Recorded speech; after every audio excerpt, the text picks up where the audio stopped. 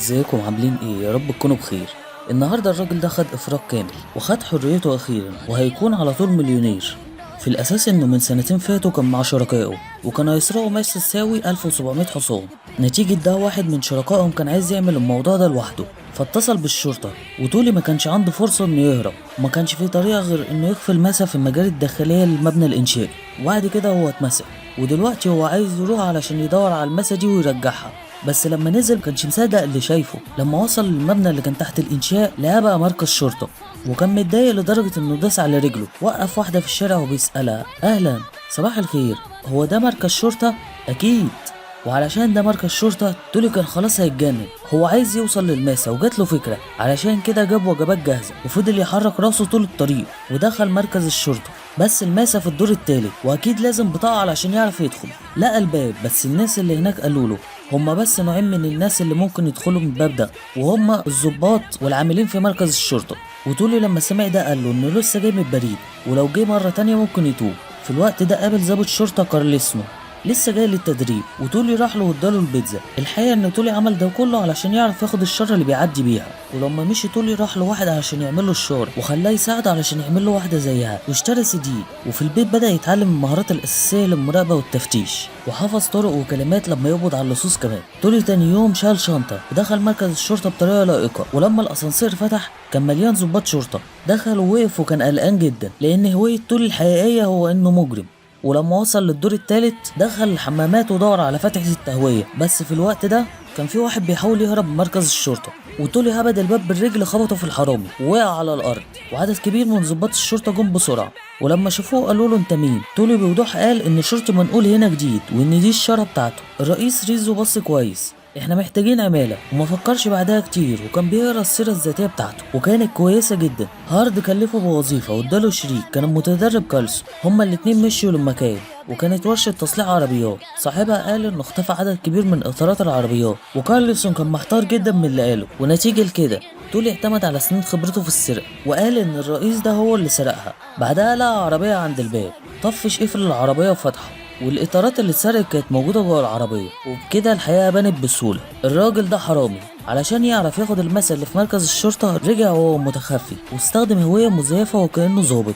وفي اليوم الاول ليه حل قضيه. تولي لما كان راجع كان راكب عربيه الشرطه، وعلشان مش مهم العربيه دي تمشي ازاي، في الاخر مش هياخد مخالفات. وبعد ما خلص اتنين دخلوا المحل، وتولي استخبى فورا. ما كانش مهتم انه يحل الموضوع خالص، بس كارلسون دخل وكان لازم يعمل خطوه، وهنا تولي ظهر. تولي في الوقت ده كان في حاله ذهول. الراجل ده كان شريكه وهما بيسرقوا الماسة، وكان فاكر انه مش هيكتشف هو مين. بس شريكه سابه وجري وهرب ودخل الحواري. وبعد ما الشرطه حصرته قال بصوت عالي على اسم تولي.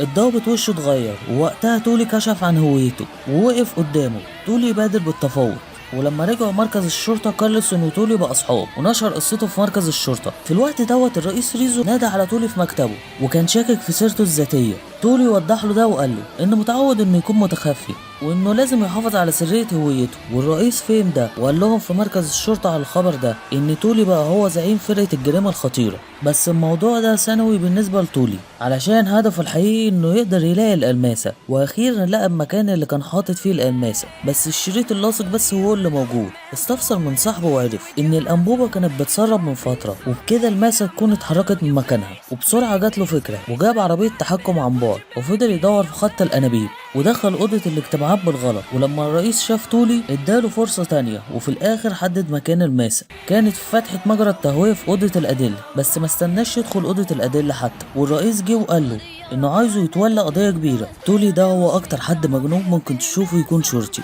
وترقى مرتين ورا بعض في 3 ايام من دخوله المركز، علشان كل مره بيقدر يحل القضايا بطريقه تفكيره المميزه. والمره دي سرقه قضيه عمل فني. وبعد ما وصل لساحه المكان، في الاول ضابط FBI قال انتوا اكيد ما تعرفوش تعملوا النوع دوت من الشغل، وخلاهم يرجعوا بسرعه. وفي الطريق تولي ما كانش عايز يرجع، لانه اكتر واحد قضى سنين في الموضوع ده. خمن ان العمل الفني دوت ستارة اللي بيحصل، وان اللي سرقها اكيد ماشي بسرعة، وطلبوا الدعم على طول. لفوا المدينة كلها ودوروا على العربية، وفي الاخر اكتشفوا عربية شحن. ولما فتحوا الصندوق وبصوا جوه دي كانت مليانة مخدرات. واخيرا وصل لأوضة الأدلة، وبكده يقدر يوصل للقماصة بسلاسة. وتولي كان مبسوط جدا وهو بيبص للماسة اللي بتلمع. وفجأة رئيس الشرطة صرخ جامد خلى تولي يتخض ويوقع الماسة، والماسة وقعت منه. وشرطة ال FBI عايزين المخدرات. هو هيسيب الماسة القيمة ديت توصل لإيديهم؟ وأكيد الماسة القيمة ديت لو وصلت لإيديهم يبقى أكيد مش هيعرف يرجعها. علشان كده تولي اقترح إنهم يستخدموا المخدرات قطاع. الرؤساء سمعوا الاقتراح دوت وعينوا تولي إنه يتولى المهمة دي. بعد كده ال FBI علموا تولي الكلام الصح، والشغل ابتدى ومشي وراهم لحد ما كان. ولما كان بيحاول ياخد الماسة بسلاسة وصل زميله داكون اللي كان معاه في الفريق قبل كده وخد الماسة، والعربية اترفعت فجأة. في الأساس ده مغناطيس بيرفع العربيات، ونزل العربية قدام زعيم العصابة. والتلاتة نزلوا من العربية وبيبصوا لجيم باستغراب. انتوا منين وبتعملوا ايه؟ تولي قدم اللي كان شريكه قبل كده وقال انه قاتل محترف وبيقتل بدم بارد.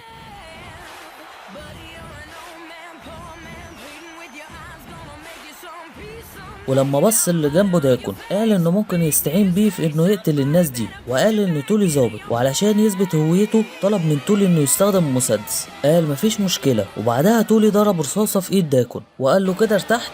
وبعدها طلب منه يضربه تاني لما يئس. بس الشرطة لما سمعت صوت الرصاصة وصلوا بسرعة، مش زي عندنا الشرطة بتوصل بعد ما الفيلم بيخلص. وقتها كان في معركة جديدة وقبض على الزعيم جي، والناحية التانية ديكون خد العربية وهرب. وتولي ساق العربية ورا ديكون وكان بيطارده، ولقى في العربية معاه مسدس ومن شباك العربية وضربه برصاص. وبعدها الشرطة كانت بتلاحقه. بعدها بدوسة واحدة على الفرامل العربية اتقلبت، وتولي خلى ديكون يموت واسترجع الماسة. بس شريكه كارلسون اكتشف هويته بس ما قبضش عليه، علشان تولي كان بيساعدهم في حل القضايا في الوقت ده. وبكده تولي نجح في مهمته انه اخيرا يلاقي الماسة. ولما تولي عدى الخط الجانبي اللي ما بين البلدين وقتها قدر يمشي ويعيش حياة سعيدة من غير اي قلق ويخلص في المنى. وفي النهاية ما تنسوش تعملوا لايك وتشتركوا في القناة وشير كتير. مع السلامة.